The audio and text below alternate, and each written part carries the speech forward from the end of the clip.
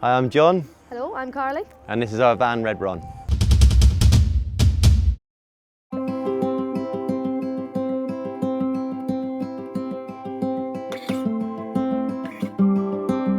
Yeah, so starting from the front, we have a swivel seat for the passenger. Both captain's chairs, so extremely comfortable. And underneath is the heater outlet. So this has a gas heater system, which is powered by a gas tank that's underslung under the tank. Lasts about a year on cooking, so you never really need to worry about filling up. And when you do, you can do that from any petrol station with an LPG filling point. It's a Propex heater, and then just here you have your digital read, which gives you your level and everything. If you listen, you can hear a click. It actually turns the gas valve on, so there's no manual switches or anything. You just press this little digital button and it will connect it from outside, so it's nice and safe. Tells you the level of the gas. You can even dim it, so at night time you can dim it down, so very fancy. And then when you're finished with the gas, you just turn it off. Everything's cut off outside, nice and safe.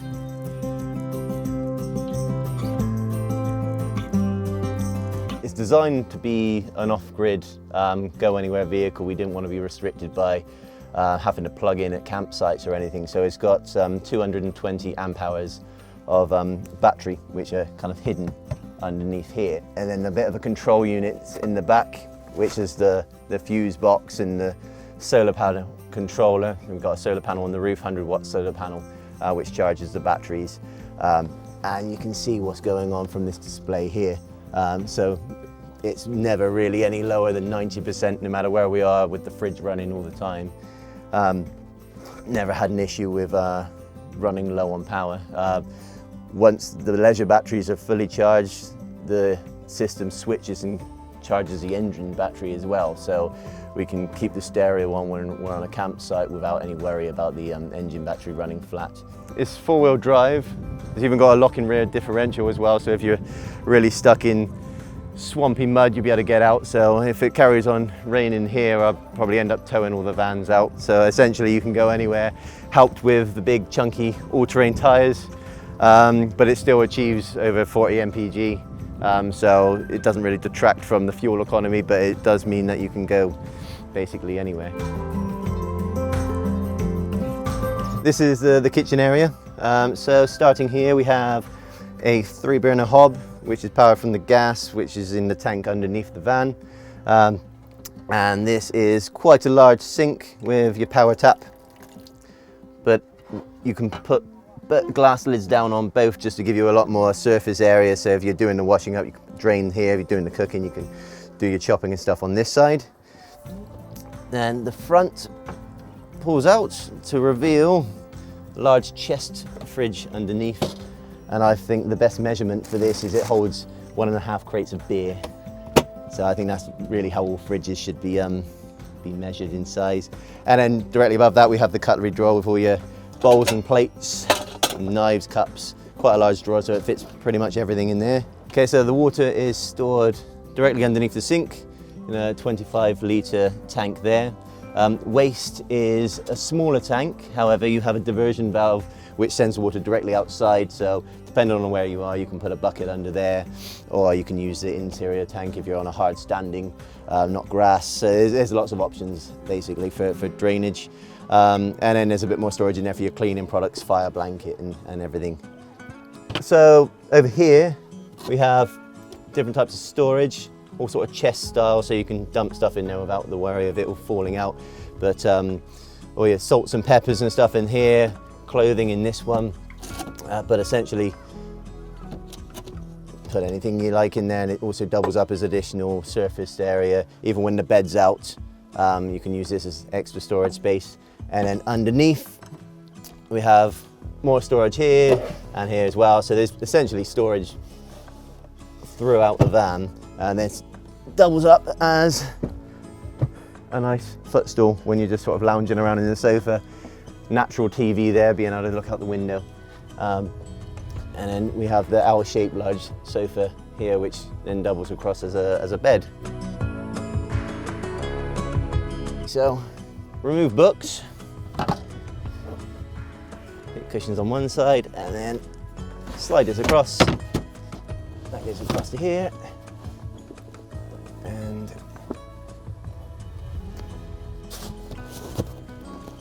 there's your bed. Obviously blankets, etc., but you get the idea. 5-inch thick memory foam mattress as well, so it's very, very comfortable. All the curtains are complete blackout, so even if the sun's shining, you want a nice lie in, it could be the middle of the night, you wouldn't know, and it's extremely comfortable to lie on.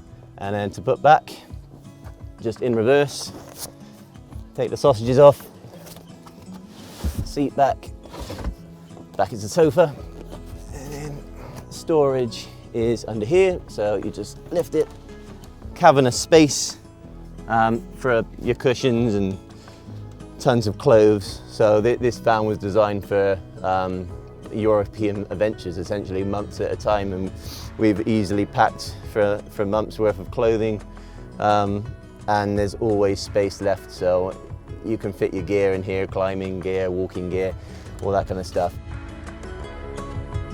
So from the outside we have just the sort of garage area where you put your dirty boots and wellies, etc. There's also further chest storage under here as well, which is where we keep kind of pantry, dried pasta and stuff that we don't need near the kitchen, sort of for restocking. And then under here we have a table which works out here, but it's dual purpose, so you can actually take it fully out. And it's got these two hooks, and that hook's on inside, which I'll climb around and show you that bit. So once you're inside, you have the table leg, which is stored in the little garage bit. That clips into a rail system in the floor, so that's done in nice and easy. And then the table clips onto your metal, and there it is, nice and easy, nice and solid. So we also have a elevating roof bed, which doubles as a second double bed, or if you just want to sleep up there, if there's just the two of you, pull this down, and then you can climb up and sleep up here. When not in use, it goes up and just gives you that extra head height. So the benefit of this van is when the roof is down, you can still fit into multi-story car parks and the likes, and basically go anywhere a car can go, compared to some of the bigger vans out there, so there's less restriction in where you can go. The roof itself, the canvas completely zips out, so I can show you that now.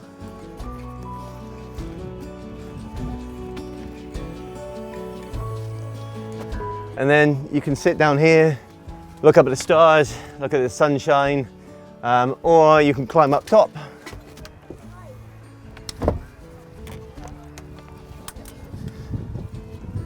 So we built this van to basically travel Europe without feeling like we're going to be restricted in where we can go. So if the road gets bumpy and gravelly, we didn't want to chicken out and turn back. We wanted to keep progressing on, so that's why we picked the 4-wheel drive and the big chunky tyres.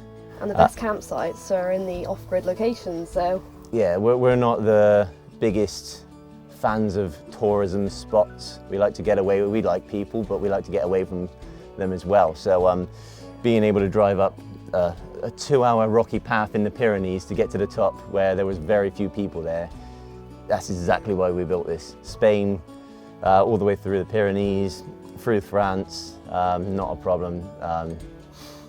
We went quite a few places we just wouldn't have gone in any other sort of 2-wheel drive or anything other than Land Rover, really. So we got to really explore the outback of every country, and we've got lots more exploring to do, haven't we? Yeah, Switzerland is on the plan, down through to Italy. The biggest tip is don't over-plan. I think the whole point in van life and road tripping in a camper van is to be very open to the journey, not so much the destination. So our best experience are normally when we end up somewhere we really didn't plan to be. We usually wake up not really knowing where we're going to be at the end of the day, and throughout the day we kind of explore on the internet, see what's around, drive down random roads, and we'll just get somewhere and, you know, book a campsite an hour before, show up, and it's really spontaneous. I think our worst experiences have been when we plan something and then you have an expectation and then that leads to kind of disappointment, whereas when you stumble across stuff, you're not expecting it, and it leads to a much better experience.